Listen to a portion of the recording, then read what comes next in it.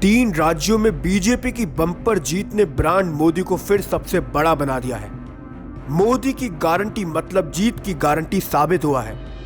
हारी हुई बाजी पलटने के लिए मोदी चाहिए, जनता में भरोसा भरने के लिए भी मोदी चाहिए, प्रचार के दौरान भी सिर्फ मोदी चाहिए, लेकिन रणनीति बनाने के समय राजनीति का चाणक्य चाहिए।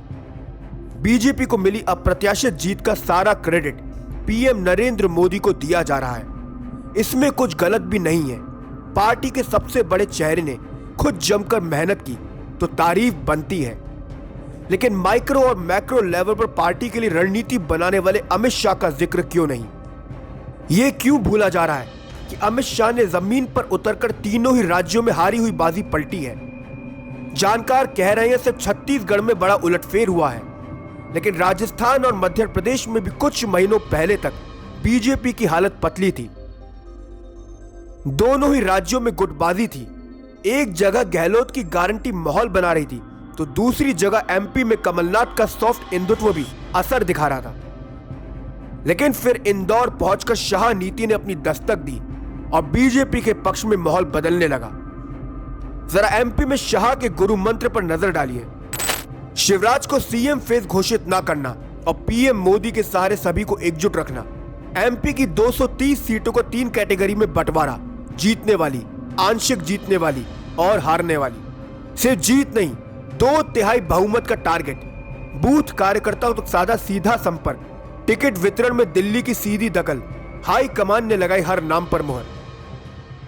अब एमपी में अगर शाह नीति का कमाल दिखा, तो राजस्थान में भी गहलोत के नैरेटिव को हराने में चाणक्य की पूरी भूमिका रही। जमीन पर माहौल बनने लगा था कि गहलोत का सस्ता सिलेंडर देना, बीमा योजना का ऐलान करना सत्ता विरोधी लहर को खत्म कर देगा। लेकिन ना, ये अमित शाह थे जो ना गहलोत के ट्रैप में फंसे और ना ही बीजेपी के कार्यकर्ताओं को उदासीन होने दिया।